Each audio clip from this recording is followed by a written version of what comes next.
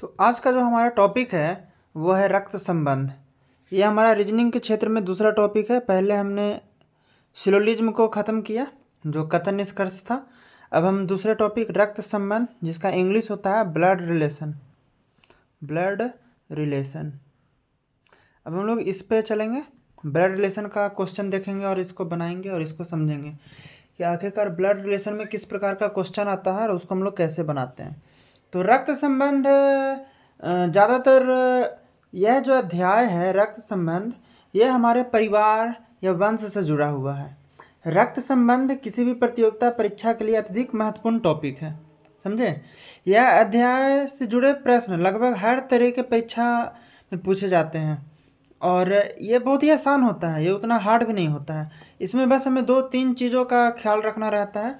जैसे हमारा पहला चीज़ है कि कहीं भी अगर जैसे हमको मेल को दिखाना रहेगा, पुरुष को दिखाना रहेगा, तो पुरुष को हम प्लस से दिखाएंगे। पुरुष को किस चीज़ से दिखाएंगे? प्लस से। प्लस का चिन्ह हम पुरुष के लिए रखेंगे और माइनस का चिन्ह हम रखेंगे किसके लिए? स्त्री के लिए, ठीक है। अगर कोई दो आदमी पति पत्नी है तो उसके लिए हम लोग ऐसा चिन्ह का उपयोग करेंगे, ऐसा। ये चिन्ह हमारा किसके लिए रहेगा? पति पत्नी, पति पत्नी। तो ये चिन्ह हमारा किसके लिए है? पति पत्नी के लिए। और ऐसा चिन्ह रहेगा नॉर्मल, जैसे हम लोग जैसे भाई भाई को डिनोट करना रहेगा तो नॉर्मल, जैसे एक भाई मान लो यहाँ पे लिख दिए, एक भाई यहाँ पे लिख दिए, तो ये तो निगेटिव चिन्ह हम लोग डिनोट करेंगे प्लस पुरुष के लिए, पॉजिटिव पुरुष के लिए और निगेटिव स्त्री के लिए। और ऐसा चिन्ह हम लोग यूज करेंगे पति पत्नी के लिए, और नॉर्मल ऐसा चिन्ह यूज करेंगे बस हल्का गाढ़ा ऐसा। तो ये हम लोग यूज करेंगे किसके लिए? भाई भाई को डिनोट करना रहेगा, तब भाई भाई हो गया, बहन बहन हो गई, भाई बहन हो गया, मतलब कोई भी रहेगा तो ऐसा चिन्ह यूज करेंगे। और ये चिन्ह जो रहेगा, ये चिन्ह ऐसा अगर हम करेंगे तो इसका मतलब समझना है कि पीढ़ी का परिवर्तन हो रहा है, पीढ़ी का परिवर्तन हो रहा है, ठीक है। पीढ़ी का परिवर्तन करने का मतलब क्या? कि नीचे वाला है जो पोता है, उसके ऊपर वाला माँ बाप है, उसके ऊपर वाला दादाजी है, ठीक है। तो ये चिन्ह हो गया पीढ़ी का परिवर्तन। और इसमें बहुत सारा चीज़ है कि देखिए, ये समझिए।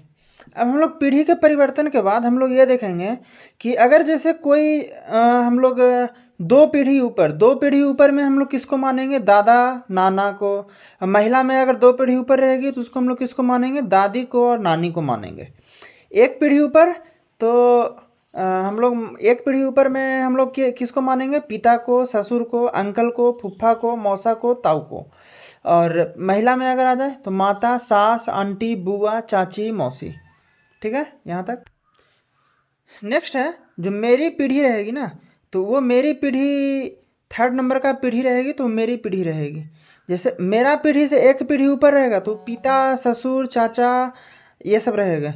और दो पीढ़ी ऊपर रहेगा तो वो दादा, दादी, नाना, नानी। अब मेरी पीढ़ी में जैसे हम लोग इसको और अच्छे से समझ में आएगा जब हम इसको एग्जाम्पल से समझाएंगे, अभी बस हम लिख के बता रहे हैं। तो मेरी पीढ़ी में मैं आ जाऊँगा, पति आ जाएगा, किसी का पति है तो पति आ जाएगा, भाई आ जाएगा, कज़न आ जाएगा। और जितना भाई, चचेरा, मुमेरा, फुफेरा, चचेरा, खचेरा, मचेरा, जितना भी अलग अलग तरह का भाई होता है ना, कौन कौन भाई होता है? चचेरा, ममेरा, फुफेरा, मौसेरा, सौतेला, ये सब सेम आ जाएगा, वो सब सेम पीढ़ी में। और महिला में उसी तरह पत्नी, बहन, और जितना कजन हो जाएगी, चचेरी, फुफेरी, ममेरी, मौसेरी, वो सब सेम में। तो ये देखिए दिया हुआ, मान लीजिए कि मेरा पीढ़ी ये है, तो हमको अपने पीढ़ी से एक पीढ़ी जो नीचे वाला रहेगा उसको पुत्र, उसमें पुरुष आदमी को रहेगा तो उसको वो पुत्र हो सकता है, भतीजा हो सकता है, भांजा हो सकता है, दामाद हो सकता है। और महिला रहेगी तो पुत्री हो सकती है, भतीजी हो सकती है, भांजी हो सकती है, बहू हो सकती है। और वही 2 पीढ़ी नीचे आ जाएगा तो वो पोता, नाती, पोती, पति, नाती का पत्नी, ये सब हो सकता है। अब हम लोग इसको क्वेश्चन से समझते हैं। समझ लीजिए, अपना पीढ़ी को हमेशा थर्ड नंबर पे रखना है। सबसे पहले कोई भी क्वेश्चन बनाना स्टार्ट करेंगे तो अपना पीढ़ी से बनाएंगे। अपना पीढ़ी से एक पीढ़ी नीचे वाला कौन रहेगा? तो पुत्र, जो हमारा, मान लीजिए कि मेरा पुत्र है तो उसको हम अपने एक पीढ़ी नीचे रखेंगे। अपना पोता को मान लीजिए कि रखना रहेगा तो उसको एक पीढ़ी और नीचे रखेंगे। मतलब मैं, मेरे ऊपर मेरे पिताजी, मेरे पिताजी के ऊपर मेरे दादाजी, ठीक है। फिर मैं, मेरे नीचे मेरा पुत्र, और मेरे नीचे फिर मेरे पुत्र का भी पुत्र, मतलब मेरा पोता। मान लीजिए कि मैं यहाँ पर हूँ तो मेरे एक वंश ऊपर कौन रहेंगे? मेरे पापा रहेंगे। और मेरे एक वंश उसके ऊपर और कौन रहेंगे? मेरे दादा रहेंगे या नाना रहेंगे। और मान लो कि मैं यहाँ पे हूँ तो मेरा से एक वंश नीचे कौन रहेगा? मान लो मैं हूँ तो मेरा पुत्र मेरे से एक वंश नीचे रहेगा, और पुत्र के एक वंश नीचे और कौन रहेगा?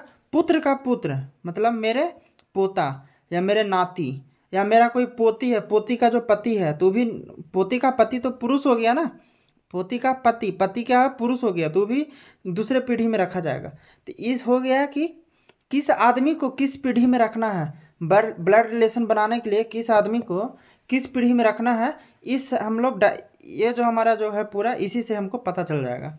अब क्वेश्चन इससे कैसे हम लोग बनाएंगे? एक चीज़ और जो हमको समझना है कि कहीं भी अगर दे देगा कि राम श्याम का कजन है, अब कजन दे दिया तब कजन कहे का मतलब कि कुछ भी हो सकता है।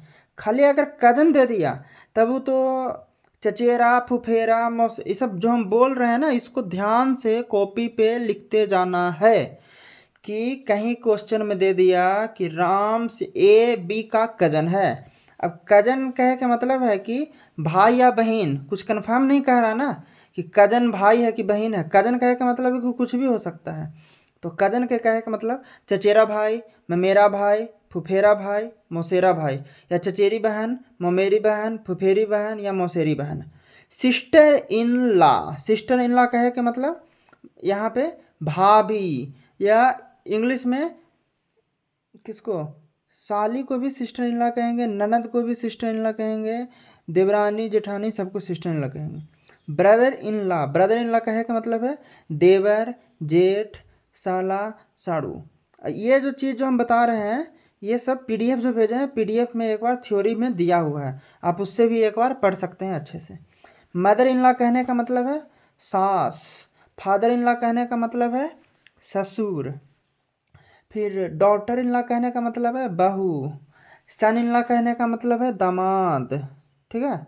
नेफ्यू मतलब तो भतीजा या भांजा, नीस मतलब भतीजी या भांजी। अंकल मतलब क्या हो गया? अंकल मतलब हिंदी तो चाचा होता है, लेकिन ब्लड रिलेशन में मौसा, फूफा, ताऊ, काका, चाचा, ये सब सब अंकल में ही आएगा, क्योंकि मौसा को कोई अलग अंग्रेजी नहीं होता है। मौसा को भी इंग्लिश में अंकल ही कहा जाता है, फूफा को भी इंग्लिश में अंकल ही कहा जाता है, ताऊ को भी इंग्लिश में अंकल ही कहा जाता है, और चाचा को भी इंग्लिश में अंकल ही कहा जाता है। उसी तरह आंटी, आंटी हो गया इंग्लिश शब्द, आंटी को भी हिंदी में जैसे मौसी हो गई तो मौसी को भी इंग्लिश में आंटी ही कहा जाता है। बुआ हो गई, जिसको हम लोग फुआ बोलते हैं नॉर्मल लैंग्वेज में, तो फुआ को भी इंग्लिश में आंटी ही कहा जाता है। चाची को भी इंग्लिश में आंटी ही कहा जाता है। और जैसे मामू की पत्नी, मामू की पत्नी क्या हुई? मामी, तो मामी के भी इंग्लिश में क्या कहा जाता है? आंटी कहा जाता है। मामू, मामू को हिंदी में क्या कहेंगे? इंग्लिश में क्या कहेंगे? अंकल।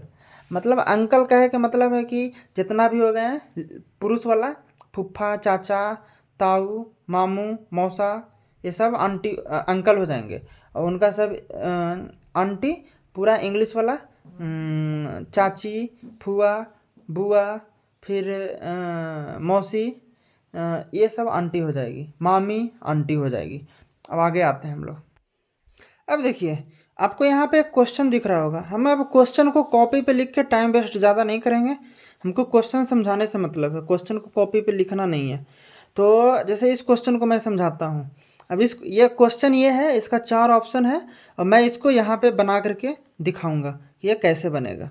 क्वेश्चन को अब लिखने में बहुत ज़्यादा टाइम वेस्ट होता है, वो टाइम वेस्ट मैं नहीं करना चाहता। तो क्वेश्चन आपको दिख रहा होगा, और इसको हम लोग बनाएंगे यहाँ पे, ठीक है। क्वेश्चन क्या कह रहा है कि एक्स और वाई भाई भाई हैं, ठीक है। एक्स और वाई क्या है? भाई हैं। अभी हमको अब ये डिसाइड तो नहीं हुआ ना कि कौन पहला पीढ़ी है, कौन दूसरा पीढ़ी है, कौन तीसरा पीढ़ी है। पीढ़ी का भी डिसाइड नहीं हुआ है। तो हमको अभी क्या पता चल रहा है पहला बात से कि एक्स और वाई भाई भाई हैं। तो हमने क्या बताया था कि भाई भाई को कैसे डिनोट करते हैं, नॉर्मल ऐसे, ठीक है। जैसे देखिए इधर दिखाया था ना, देखिए यहाँ भाई भाई को बताया था ना कि भाई भाई रहे या बहन बहन रहे या भाई बहन रहे, उसको ऐसे डिनोट करते हैं बस, ठीक है। ऐसे कर देंगे तो ये भाई भाई, भाई बहन, बहन भाई डिनोट हो जाएगा।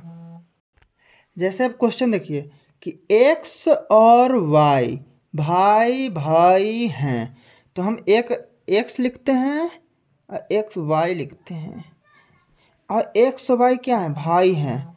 तो भाई भाई के बीच हम लोग कैसा हम लोग डायग्राम ऐसे करेंगे, तो इसको ऐसा कर देंगे, एक्स और वाई इसके बीच ऐसे कर देंगे कि दोनों भाई भाई है या भाई बहन है। अगर वाई बहन रहती तो इसके नीचे माइनस लिखते हैं, और एक्स भाई रहता तो इसके प्लस लिखते हैं। अभी हो गया भाई बहन, लेकिन क्वेश्चन में भाई भाई ना बोल रहा है, तो वाई भी भाई है ना होगा, एक्स भी भाई वाई भी भाई। तो भाई एक प्रकार का पुरुष है, तो पुरुष को हम लोग प्लस से डिनोट करते हैं। वाई भी यहाँ पे भाई भाई कहने का मतलब है कि दोनों पुरुष ही है, दोनों को हम प्लस से डिनोट कर दिए, ठीक है। अब अगला कह रहा है कि आर वाई का पिता है। कौन वाई का पिता है, आर। पिता का हम क्या बताए हैं कि एक पीढ़ी ऊपर पिता, ओकर भी एक पीढ़ी ऊपर दादा दादी। तो आर है जो किसका पिता है, वाई का है ना। तो वाई के ऊपर ऐसे करेंगे, एक पीढ़ी ऐसे डिनोट करेंगे, एक पीढ़ी, ये कौन हो गया, आर, ऐसे कर दिए, आर वाई का पिता हो गया।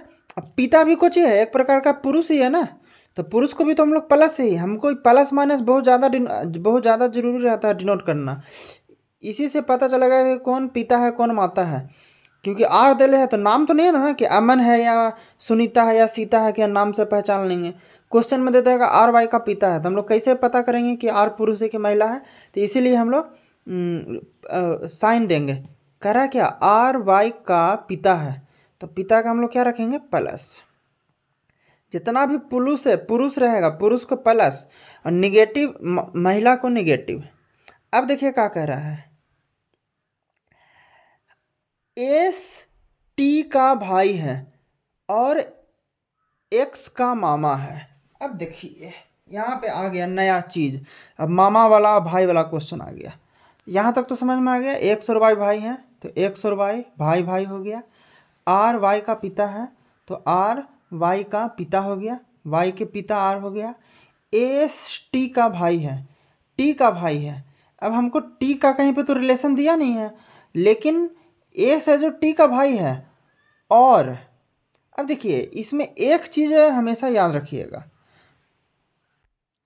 हाँ, तो इसमें हम बता रहे थे कि कहीं पे अगर आपको क्वेश्चन में और लिखा हुआ रहे तो और से समझना है कि जो सबसे पहले वाला व्यक्ति है उसको बोल रहा है, और जो लिखा रहेगा तो ठीक बगल वाला, और सबसे पहले वाला व्यक्ति ये नहीं कि जैसे यहाँ पे लिखल है कि एस टी का भाई है और एक्स का मामा है, तो ये नहीं कि सबसे पहला व्यक्ति यहाँ समझ लेंगे, ये नहीं, इस लाइन में समझेंगे जिस लाइन में दिया हुआ है ना। एक लाइन देखिए है ना, एस टी का भाई है और एक्स का मामा है, तो और दिया हुआ ना एस टी का भाई है, मतलब कि कोई एस है जो टी का भाई है। तो इसको पहले हम नॉर्मल लिख लेते हैं कि हम कहीं पे साइड में ऐसे लिख लेते हैं कि एस जो है ना वो टी का भाई है, कहीं पे साइड में लिख लिए। हमको मेन अभी क्वेश्चन हम यहाँ पे बना रहे हैं, इसको इतना रहने देते हैं और इस लाइन को कहीं पे शॉर्ट में लिखते हैं कि एस है जो टी का भाई है। तो एस है ना जो टी का भाई है, टी का भाई कौन है, एस है। देखिए लिखा हुआ है, जैसे हम बोलेंगे कि रवीश रीना का भाई है, तो रवीश पहले हो गया, रवीश रीना का भाई है, तो रवीश रीना का भाई है तो रवीश पुरुष हो जाएगा, ठीक है। अब एक्चुअली में अब कोई ज़रूरी थोड़ी है कि ये रवीश रीना रीना हम बोल दें तब तो आपको पता चल गया होगा कि हाँ ये स्त्रीलिंग हो गया, लेकिन टी कहने से कोई इसका पता नहीं चल रहा कि ये पुरुष है कि स्त्रीलिंग है। तो ये हम कह नहीं सकते हैं कि टी पुरुष है कि स्त्रीलिंग है, लेकिन हाँ हम इतना कह सकते हैं आगे वाला से। और का मतलब क्या बोल रहे हैं, सबसे पहले व्यक्ति, मतलब ये और जब दे दिया तो इसके लिए बोध हो रहा है एस के लिए, मतलब एस टी का भाई है, तो एस है जो टी का भाई है, एस को प्लस कर दिए, टी का भाई हो गया। सेम रिलेशन है तो ऐसे कर देंगे कि चलो ये दोनों, ये भाई है, अभी ये लड़की है कि लड़का ही हमको मालूम नहीं, इसको छोड़ो, उसको हमको बाद में देखना है। और एक्स का मामा है, तो कौन एक्स का मामा है? एस। एक्स का मामा कौन है? एस। वही है ना, और का मतलब किसके लिए? पहले व्यक्ति के लिए। तो और एस का और एक्स का मामा है, मतलब ये जो एस है ये एक्स के मामा भी है, ठीक है।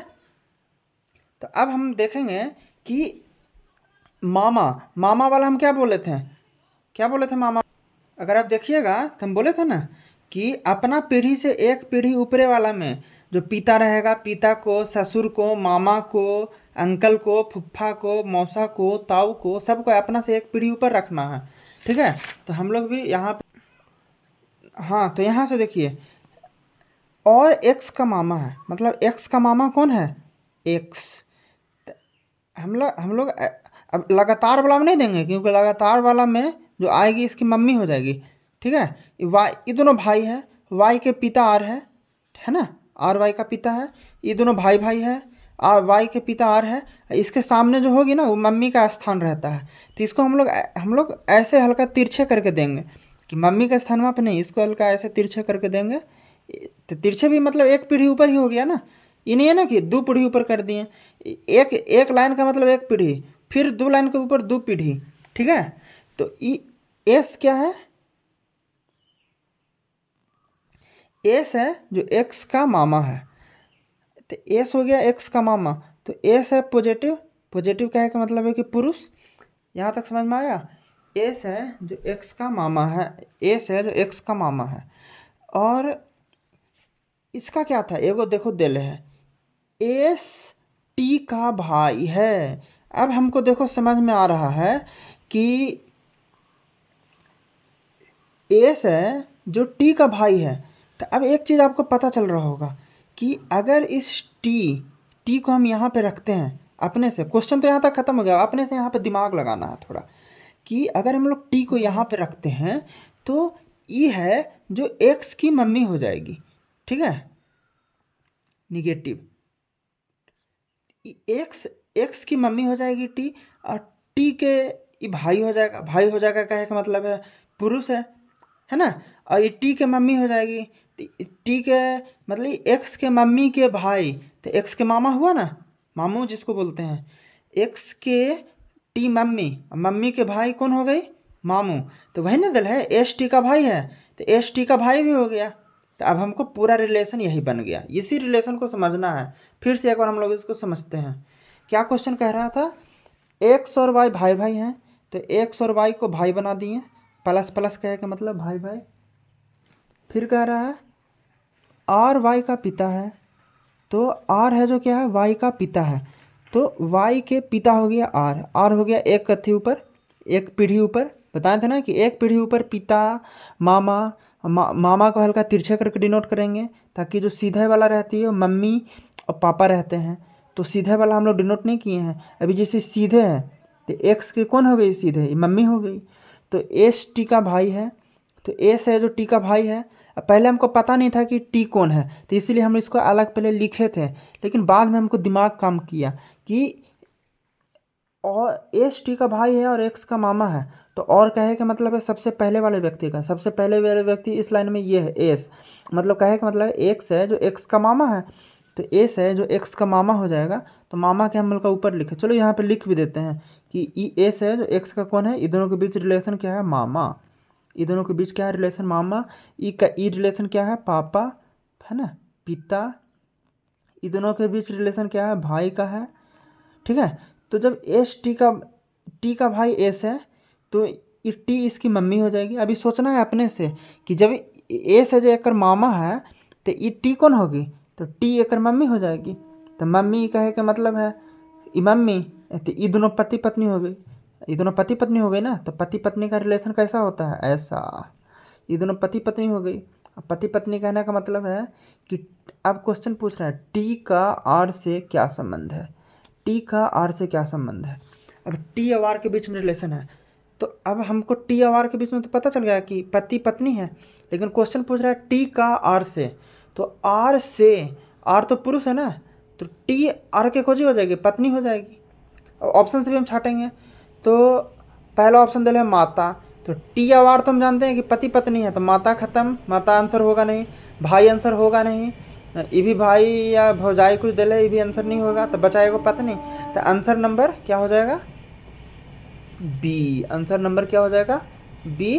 क्या हो जाएगी? पत्नी। मतलब कहे का मतलब है टी पत्नी है,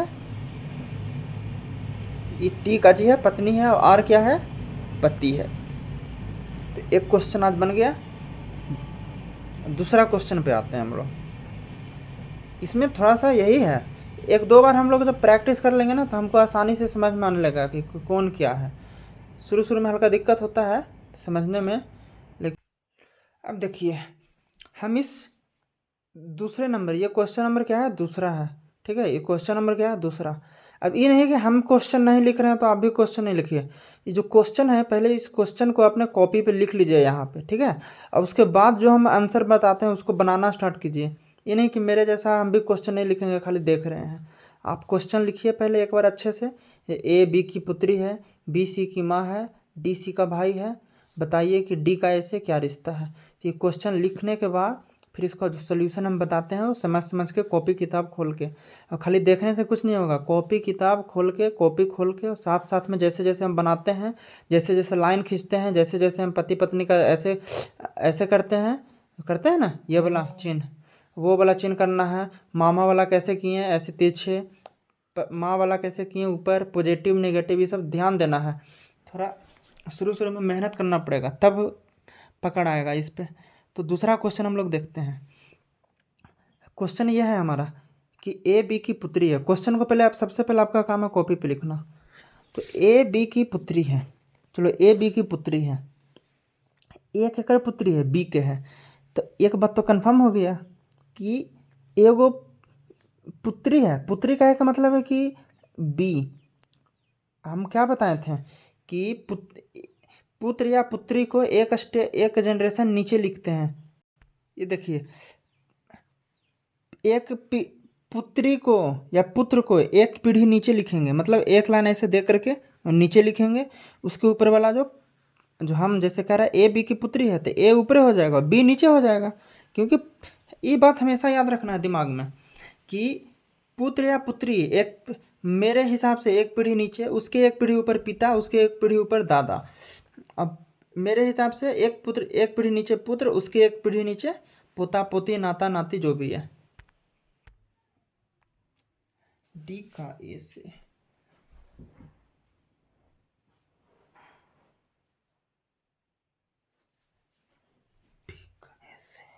पुत्री पुत्रवधि साली बहन,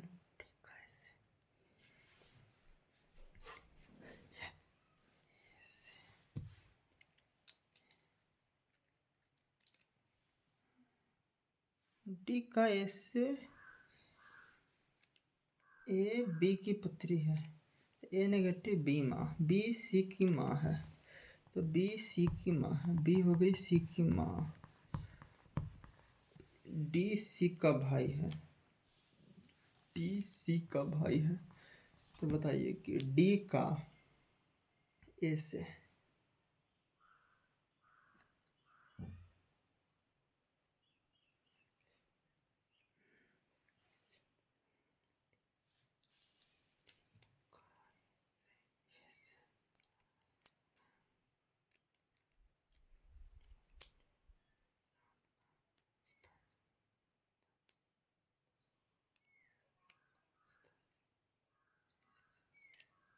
राम का सीता से क्या संबंध है? तो राम का सीता से, तो राम भाई है सीता का, राम का सीता से क्या संबंध है? ए बी की पुत्री है, ए बी की पुत्री है, ए बी की पुत्री है, बी सी की माँ है, बी सी की माँ है, डी सी का भाई है, डी सी का भाई है, बी सी की माँ है, डी सी का भाई है। तो बताइए कि डी का ए से क्या रिश्ता है? डी का ए से क्या रिश्ता है? तो डी ए का, डी ए का डी का ए से क्या रिश्ता है? तो पुत्र होगा नहीं, साली होगा नहीं, पुत्री होगा नहीं।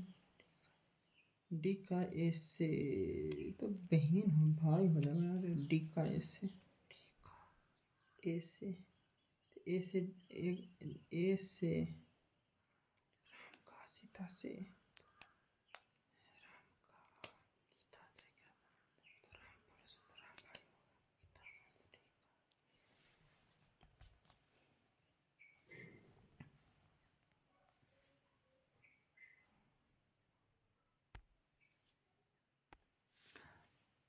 हाँ तो ये कह रहा था कि डी का ए से क्या रिश्ता है।